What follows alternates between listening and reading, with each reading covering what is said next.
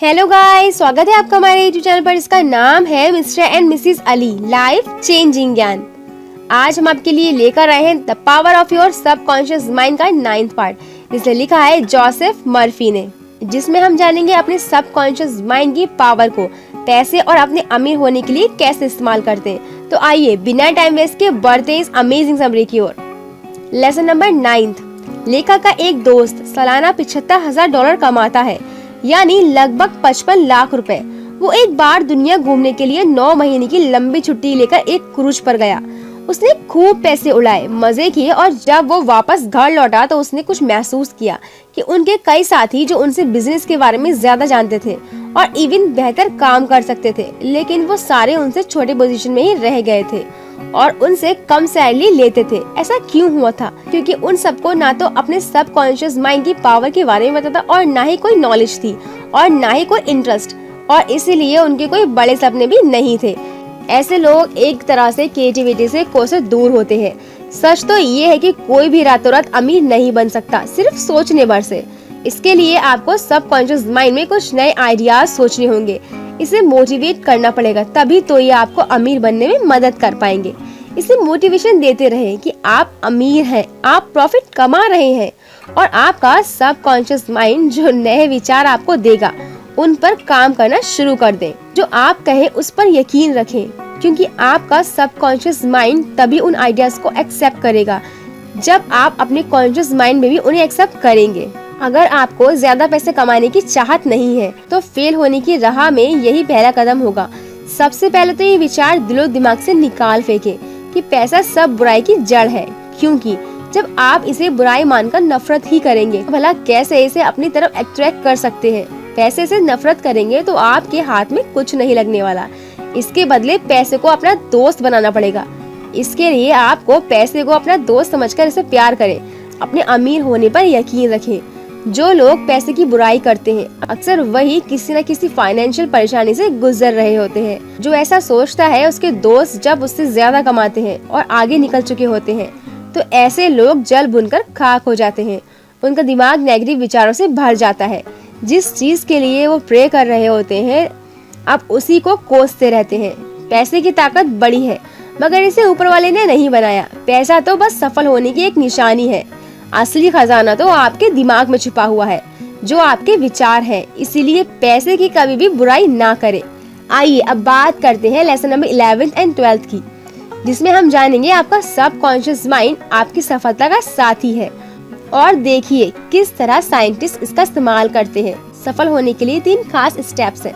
Step number 1, अपने पसंद की चीज करें जिनसे आपको खुशी मिलती हो।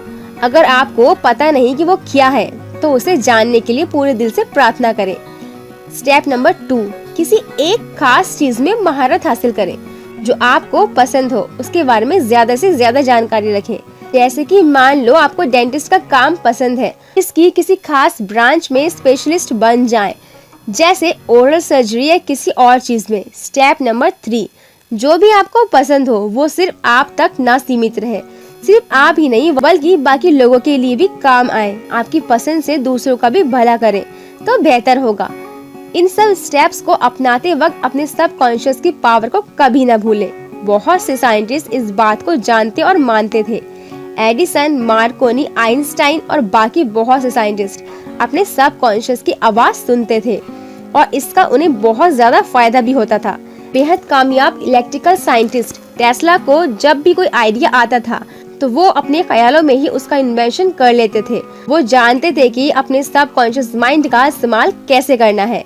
वो जो चाहे वो बना सकते थे। उनका दिमाग उस पॉइंट पर पहुंच चुका था कि किसी भी डिजाइन के इन्वेंशन होने से पहले ही उनके दिमाग को उस डिजाइन का इफेक्ट भी नजर आने लगता था। इसीलिए इन्वेंट करने से पहले ही भी डिजाइन इस तरह बनाते थे कि उसमें कोई डिफेक्ट ना रहे, जिससे उनका पैसा और वक्त बर्बाद होने से बच जाता था। आइए बात करते हैं लेसन नंबर 13, 14 एंड 15 की, जिसमें हम जानेंगे आपका सबकॉन्शियस माइंड और नींद, मैरिटल प्रॉब्लम्स और खुशियाँ। जैसे कि एक ऐसी टेक्निक है जिसे मैं खुद पर्सनली तब अपनाती हूँ जब अगले दिन मुझे कोई काम होता है और मुझे मन में ये डर रहता है कि मैं टाइम पर नहीं उठ सकती, तो मैं दिमाग में सोचती रहती हूँ और खुद को यकीन दिलाती हूँ कि सुबह मैं टाइम पर उठ जाऊंगी। मैं तब तक इस बारे में सोचती रहती हूँ जब तक मेरे लिए सबकॉन्शियस माइंड में ये बात पूरी तरह बैठ नहीं जाती, और फिर दूसरे दिन मैं एकदम टाइम पर ही उठ जाती हूँ। और ये टेक्निक आज तक फेल नहीं हुई है, एक बार भी नहीं। ये बहुत सिंपल टेक्निक है, इसमें आपको कोई भी अलार्म नहीं चाहिए। हालांकि फिर भी मैं अलार्म सेट करके रखती हूँ, मगर हमेशा अलार्म बजने से पहले ही मैं उठ जाती हूँ, जिससे पता चलता है कि सबकॉन्शियस माइंड में कितनी पावर है। एक बार ये जरूर अपनाइए आप लोग, बहुत काम आएगा आपके। गाइडेंस का मतलब होता है गाइडेंस का मतलब हमेशा किसी चीज से या पैसे की मदद से नहीं होता, और जरूरी नहीं कि जब आप जागे हुए हो तभी आपको गाइडेंस मिल सकती है। कई बार ऐसा होता है आपके सपने भी आपको गाइडेंस देते हैं। अपने सबकॉन्शियस माइंड की पावर को कभी अनदेखा ना करें, इससे ना सिर्फ आपकी हेल्थ पर बुरा असर पड़ सकता है, बल्कि आपकी शादीशुदा जिंदगी पर भी इसका बुरा असर पड़ सकता है। किसी के भी साथ जिंदगी भर का सफर निभाने के लिए आपका रिश्ता स्पिरिचुअल होना बहुत जरूरी होता है। जब आप किसी से मोहब्बत किए बगैर सिर्फ पैसे, पोजीशन या अपने ईगो के लिए शादी करते हैं, तो ऐसा रिश्ता कभी सच्चा नहीं होता। ये आप हमेशा याद रखें, ऐसे रिश्ते लंबे समय तक नहीं टिक पाते। शादी का बंधन किसी भी चीज से ज्यादा स्पिरिचुअल नहीं होना चाहिए, जहाँ दोनों पार्टनर्स दिल एक साथ धड़कते हों, जहाँ वे एक होकर जिंदगी के सफर में कदम रख सके। आजकल लोगों का मानना है कि शादी हर प्रॉब्लम का जवाब है, लेकिन असल में ऐसा नहीं है। किसी को अपनाने से पहले आपको इसके लिए पूरी तरह तैयार होना पड़ेगा। अगर आप खुश नहीं हैं, तो अपने पार्टनर को कैसे खुश रख पाएंगे? अपने पार्टनर से ये उम्मीद मत कीजिए कि वे आपको हर खुशी देगा। खुद को खुश रखना आपकी जिम्मेदारी है, न कि किसी और की। अपने सबकॉन्शियस माइंड को यकीन दिलाते रहें कि आप अधूरे नहीं हैं, अपने आप में एक पूरे हैं। तभी आप किसी और से प्यार कर पाएंगे और शादी की जिम्मेदारी उठा पाएंगे। अपनी शादीशुदा जिंदगी में गलतियों को दोहराना एक बहुत बड़ी निशानी है कि आपके मन में नेगेटिव विचार भरे हुए हैं। आपका सबकॉन्शियस माइंड भी इन्हीं नेगेटिव विचारों को अपना रहा है। अगर गलती हो गई है तो उसे स्वीकार करके आगे बढ़ जाएं। अपने साथी और अपनी शादी में यकीन रखें, ताकि आपका सबकॉन्शियस माइंड भी यही माने।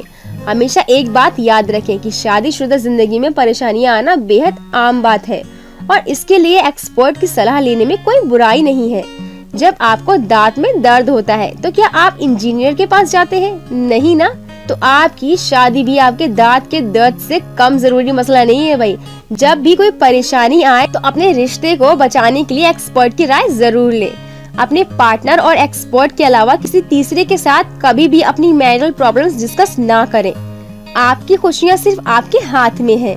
अगर आप यही सोचते रहेंगे कि आपकी शादी टूटने के कगार पर है, तो जानते हैं क्या होगा? एक दिन ये सच में टूट सकती है। क्योंकि आप ऐसा सोचते हैं, तो आपके सबकॉन्शियस माइंड को भी यही यकीन होने लगता है। जब आप खुशियों की जगह नेगेटिव सोचेंगे तो खुशियाँ कहाँ से पाएंगे? अब सवाल है कि खुशियाँ कैसे चुनी जाएं। इसके लिए आपको रोज सुबह उठकर खुद से ही दोहराना होगा कि आपकी जिंदगी ऊपर वाले की ही दी हुई है, और इसका कंट्रोल उसके हाथ में है, और वो जो आपके लिए चुनेगा सबसे बढ़िया होगा, और आप हमेशा खुश रहेंगे।